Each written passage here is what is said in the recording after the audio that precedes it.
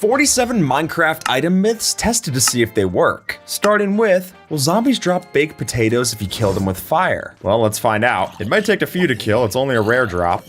And there we go. We see that when it drops a potato, it actually drops as a baked potato. This myth says that you need the proper tool to use enchantments. Well, let's see. I've got a silk touch shovel. Will that let me still get glass? Toggle my glass generator. And sure enough, even though the shovel isn't the right tool for breaking glass, in fact, there's no right tool for breaking glass, it'll always use silk touch regardless of what I break. And in fact, even if we had Silk Touch applied on a block that can't normally have Silk Touch, because, I mean, it's a block, it'll still work even with our Silk Touch dirt. Just don't place it down, then it just becomes dirt. Stone axes are a worse weapon than diamond axes. Well, let's find out. I've got my iron here, my stone, and my diamond, which, if you look at the attack damage, each one of these does 9 attack damage. It's all the same. The only difference is that every increasing axe will do an extra attack speed, meaning that even though the damage is exactly the same, if you want to attack a little bit faster, it does behoove you to craft the next one up. So I'm gonna give this one a kind of. This myth says that wheat crops will drop more wheat if you use fortune tools to harvest them. Even though I'm getting a lot more seeds, it'll actually have no difference on the amount of wheat that I get. And the reason this myth might exist is that if I was breaking down carrots or potatoes, they don't have a seed outside of the item itself, so it's still a good idea to use your fortune tool, but maybe not as good of an idea for this one. This myth says that it's pointless to drink honey when you have full hunger bar. And sure enough, there is actually a point to drinking honey when you have a full hunger bar. And the reason for that is that if I was to get poison, if you wouldn't mind, observer, thank you. If I drink this honey, then it works as something of a milk bucket only for poison, giving me an easy and stackable way to go and save myself from poisoning. And the other reason that you would drink it up is that you could increase your saturation, the secret hunger bar, even if your actual hunger haunches are full. This next myth says that you can only apply honeycomb to copper when it's actually placed as a block in the world, which, as we'll find out, if I took down my copper, sure enough, it does work that way, but it also works if I were to take this stack of block of copper and this stack of honeycomb, put it in my inventory, and I get a full stack of waxed blocks of copper. So it's an easy way to go and patch in a few gaps if you placed down blocks before, but otherwise, it's just so much quicker to do it in your crafting inventory. This myth says that crossbows do less damage than bows. Well, let's find out. Now, if I were to take an unenchanted bow against an unenchanted crossbow, then it's worth noting that an unenchanted crossbow shot will always do more damage than a fully charged bow shot. But if we were to enchant both of them up, then our Power 5 bow will do more damage than our regular enchanted crossbow. But don't throw away your crossbow just yet, because if you were to fill this up using firework rockets and multi-shot, it could actually go past armor. So depending on the situation, you're going to be either better off using your unenchanted crossbow or your regular enchanted bow. Crossbows can bypass shields. Well, let's find out. Observer, if you wouldn't mind doing the honors. If I stand here with my shield up, sure enough, Observer's able to damage me through the shield without even triggering it to go down, because the piercing enchantment makes it go through the shield. Alright, this myth says that if you have Silk Touch on your shovel, it's going to prevent the gravel from ever dropping flint. And sure enough, no matter how much gravel I break at this gravel generator, it's never going to drop a single piece of flint because of that Silk Touch enchantment. This myth says that we can use bone meal to grow up any kind of plant. Well, let's find out. If I remove these carpet from our sugarcane and our bamboo plants, can I then use bone meal on top of it? Sure enough, I can with the bamboo, but I can't with sugarcane. At least I can't in Java. This only works on Bedrock Edition, where we are able to bone meal up a lot more plants. So I'm gonna give this one a kind of, because it really depends on the version that you're playing. This myth says that golden carrots are the highest stat food to eat in the game, which is probably backed up by the fact that you see most players eating this when they're in the late stages of the game. But while a golden carrot restores 6 hunger points and has 14.4 saturation, a rabbit stew is able to fill up 10 hunger points, though it'll be slightly less saturation at only 12 points. I mean that overall, if you just have one food to eat, rabbit stew isn't a bad choice, but it's not stackable, and really, the dark secret about rabbit stew is that if you eat all the ingredients that go into a rabbit stew separately, you would just get more hunger that way. This myth says that rotten flesh is the worst food in the game. Let's find out. Well, the way that we're going to decide this is by adding together hunger restored and saturation restored to get what the wiki calls food quality. And if you look at it by that, then you'll see that rotten flesh is actually above all of the raw meats in the game, melon slices, and even slices of cake. And by this metric, the lowest thing in the game would be the pufferfish and the tropical fish, each standing at 1 hunger point restored and 0.2 saturation points. Which the pufferfish is particularly brutal because once you eat it up, all of that poison is basically going to remove any of the benefits you'd get anyway. And this also applies hunger, making it by far the worst thing in the game. Logs are a better fuel source than planks. Let's find that out. Because if I were to go and try to smelt up all of these logs using 1 log versus all of these logs using 1 plank, then we'll see that both sources are only able to cook up 1.5 items. So obviously the benefit there is that you could just go and craft down your logs into 4 planks, giving you enough fuel source for 6 items. Or you could benefit the most by just taking all of that and cooking it down into charcoal, giving you a way to cook up 8 items with 1 singular fuel source. This myth says that kelp blocks can smelt 20 items. Well, that would make them one of the best fuel sources in the game, so let's test that out. If I were to cook up this kelp and then take the 9 dried kelp and put it into a dried kelp block, then if I were to go and cook down my kelp this way, we'll see that sure enough, the kelp block does smelt 20, but let's take it in perspective, because to get there, we had to cook up 9 items first, giving us an overall result of 11 smelting power, which is still less than blaze rods at 12, but it's more than other things like coal at 8. So is it better than blaze rods? No. Can it smelt 20 items? I'm gonna give this one a kind of. Resin is only obtainable from encountering the creaking in the Pale Garden. And while that's definitely the most intended way to go and get our resin, it's not the only way. Because if we were to go inside of the Woodland Mansion loot, you'll find that it actually does generate inside of our Woodland Mansion chests. Meaning that if you were to get enough resin just by going across the different Woodland Mansions, then technically you could make your own creaking heart and never have to actually go inside of a pale forest, getting you the pale oak logs and the creaking heart to actually summon in your own creaking and make yourself a resin farm. This one says that you can use the fortune enchantment to get more books from villager bookshelves. Well, let's find out. If I take my fortune 3 axe and I go against these villager bookshelves, in fact, it's always going to drop 3 books regardless of any kind of fortune enchantment, which makes sense. Otherwise, you'd have an infinite loot, considering that you could craft a bookshelf, break it with fortune for book profit, and then sell it back to different kinds of villagers to get yourself even more bookshelves and creating the cycle anew. This myth says that the warden drops no loot. Well, it's not a mob that you're supposed to be going around killing, but if I were to go and slay it like so, it does in fact drop a skulk catalyst, which we could in fact use to get ourselves more skulk if we had enough XP dropping on top of it with something like a mob grinder. So it's usable, but it's not exactly the most practical reward. As Mojang originally showed off, snowballs were the way to distract the warden. So let's see, are snowballs still the best way to distract the warden? Well, the truth is that any kind of projectile that we use is going to have the same chance of distracting the warden. Whether it's snowballs, a crossbow with arrows, or even eggs, it all stands the same chance. Even if the loot inside of the ancient cities might lead you to believe otherwise, myth busted. This myth says that using silk-touched brick gold ore in the nether will keep the piglins from getting mad at you. And sure enough, that's not going to be the case, except for the fact that the piglin might go and get distracted trying to barter with it. It's not actually any less mad at me, it just likes the gold. And the only way to keep yourself safe would be just not mining it next to a piglin regardless. Even if I'm wearing a gold hat, no difference. Just don't steal their stuff. Having a bulk amount of flint is completely useless. Since while you're probably not going to be going and crafting up a bunch of arrows because you could just trade for them with the Fletcher, the truth is that with that same Fletcher, we could trade down our flint into getting emeralds that allow us to buy more arrows. Meaning that we basically skip the whole step of ever needing a chicken, which I'm sure the chickens appreciate more too. This myth says that we can't enchant items such as the carrot on a stick, shears, or the flint and steel. Because obviously any of these that I put inside of the enchantment table, we're not going to get anything. But if I were to take something like Unbreaking 3 and go into an anvil here, sure enough, I can attach it even in survival onto things like the carrot of a stick, the shears, or the flint and steel. And all of these can be enchanted with mending too, which gives you the really funny idea of the carrot regrowing on top of the stick. But hey, I guess it's enchanted for a reason, and the reason was to bust that myth. Myth busted! This myth says that sharpness is an exclusive enchantment to our swords. Well, if I go into survival here, we'll see that of course, I can add the sharpness 5 book on my sword, but if I swap in my diamond axe, even though I can't get it through the enchantment table, I can still get it with an enchanted book like so. And the benefit of all this is that if we were to take a netherite axe and then add sharpness 5 on top of it, that'll take its damage all the way up to 18 damage with an axe crit. This myth says that wind charges are the same as a breeze's projectile. Well, if we have a breeze here,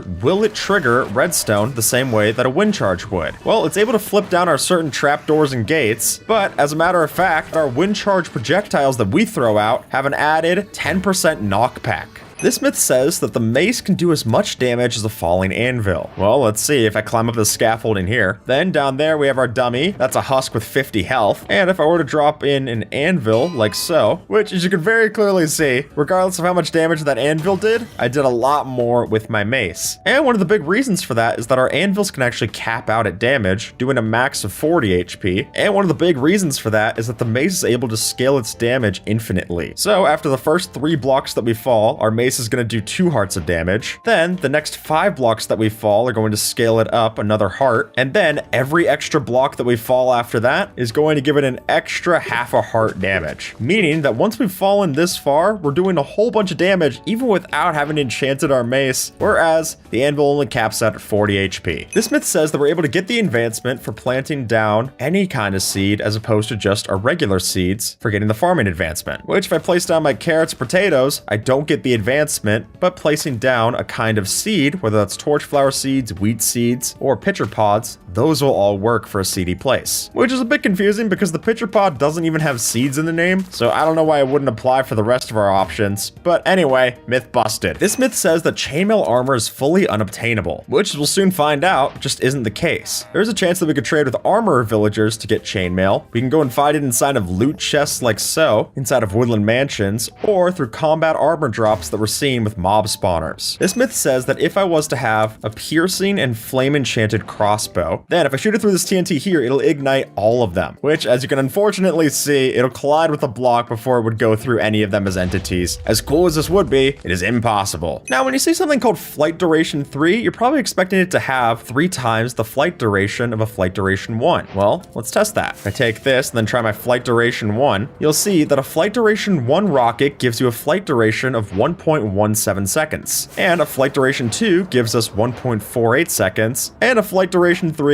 gives us the overall of 2.22 seconds. So even though you're using 3 times the amount of gunpowder to get this, it's closer to about 2 times the flight effectiveness. So unless you have a surplus of gunpowder, it's probably just better off just crafting more of the flight duration 1s if you can. This myth says that if you were to wear Frostwalker 2 boots, then you'll keep yourself safe from any kind of magma blocks or campfire damage. Which, as we can see, if I go and step on top of this campfire, I can put on my Frostwalker boots and I'm completely fine. I'm not even sneaking and I'm completely fine on the magma blocks too. This myth says that we can store potions inside of a cauldron like we can on Bedrock. And unfortunately, it's not possible. The only way that we're storing potions inside of cauldrons is just by throwing the item inside of the block. And it's unfortunate that we don't have parity for this way. So this myth says that plants are the best item to compost in the composter. I mean, it makes sense, it is the composter, but the truth is that the best chance you have of raising the compost level is by using something like pumpkin pie or cake, because that always has a 100% chance of increasing the compost level. Even then though, it still takes so much pumpkin pie just to get 1 bone meal. I mean that even if you know the best way to use the composter, it's still not always a very practical block. This myth says that apples will only drop from oak trees, which if I go and break these leaves, we'll eventually see that it's not just our regular oak trees that can give us apples, but in fact they're able to drop from dark oak leaves as well, as we see right there. But just when you think that it would be all kinds of oak trees that would drop this, the truth is that even if I plant out a pale oak sapling, they will never actually drop any kind of apples. So it's false either way. Myth busted. This myth says that we can brush a baby turtle to get scute, which unfortunately, no matter how much I'm right clicking, we actually never get any scute from our baby turtles. It's only something that's for armadillos. And the only way to get scute is if our baby turtle grows up and drops it once it becomes an adult. This myth says that you can't uncraft quartz blocks back into quartz, which if I take my nether quartz like so, I can craft it up into a block of quartz, but I can't get it back. And the whole reason this happens this way is because otherwise you'd be able to buy quartz blocks from the stonemasons and then get the full item that way. Which means that we could completely bypass the nether if we were able to do it this way to get our things like observers and comparators. Which unfortunately, Mojang doesn't want. Which is why this myth's confirmed. This myth says that we can use a splash water bottle to extinguish our campfires. That's completely true. This myth says that a villager will drop its held items on death. Well, let's see. We've got a villager there with armor equipped on it through this dispenser. And even though we can't see it, it will take longer to kill the villager with that netherite chestplate, and sure enough, it does drop that netherite chestplate. But if I was to take a villager here and give it a whole bunch of foodstuffs to go into its secret inventory, then even though it's able to give it to another villager through trading, if I kill off this villager, it won't drop any of the bread that I gave it. So this one's gonna get a partial confirm. It works for armor, doesn't work for any kind of other items. This myth says that the only reason why maps don't work in the nether is because of the bedrock ceiling, which let's find out. If I were to take a map and fly up to the ceiling, can I then create a new map up here and see, well, sure enough, even if I were to place down a whole bunch of this black stone here, we're never actually going to see it on the map because it's fully intentional that our maps will never work in the nether, very similar to how compasses don't work without a lodestone. So this observer face doesn't work, and that's how I feel about it. Nether stars are completely immune to fire and lava, just like netherite. Well, if I take my nether star and I throw it in there, unfortunately, I'm not getting it back. Because while nether stars are blast resistant, they're not resistant to everything else the same way that they would be in Bedrock Edition. This myth says that lapis is a non-renewable resource, which, as we'll find out, when I get the hero of the village and I go and interact with the cleric villagers, then occasionally they are able to throw out lapis lazuli as an item. So while it is hard to get, it's not impossible to get a renewable source of lapis. There we go. And now I've got myself my lapis. It's only 2 pieces, but it is renewable. This myth says that we can use harnesses to lead our happy ghasts. So we've got our happy ghast, it starts flying away, but if I were to hold down a harness, it will actually come to me, which is pretty useful. You don't have to wrangle them in to be able to ride them. This myth says that banner patterns are consumed on use the same way that armor trims are. Well, let's see. If I take my banner here, take my field masoned banner pattern, and I apply it like so, I still have my banner pattern even after dyeing my banner, which is good considering that the thing banner pattern takes a whole enchanted golden apple to be able to use it. This myth says that using bone blocks on wolves will instantly tame them. Well, unfortunately, as cool as that would be, it doesn't work. You can't use any kind of bone blocks onto our wolves, and it's just the regular bones that do the trick. And similarly for our wolves, this myth says that any food item will heal up our wolves the exact same way. Well, let's see. If I tame up my wolf like so, then if I were to feed it things like puffer fish and tropical fish, that'll only heal up 2 HP for our wolf. And luckily, it doesn't give it the poison effect, but the highest amount of HP that we can restore for our wolves is by using rabbit stew to give it 20 full HP. This myth says that copper ingots can heal up our copper golems the same way that iron ingots can heal up our iron golems. Well, let's see. If I were to harm this copper golem and then right-click it with copper ingots, it has no interaction on the copper golem. So the only way to increase its health would be using something like an instant healing potion. This myth says that if a mob is holding the Totem of Undying, it's able to use it. Well, we can definitely see that the husk is holding it, and if I kill it off, it uses that Totem of Undying. But what about the blaze? Well, sure enough, even if you can't see the mob actually holding onto it, it will still use the Totem of Undying. This myth says that diamonds are completely unrenewable. Well, the truth is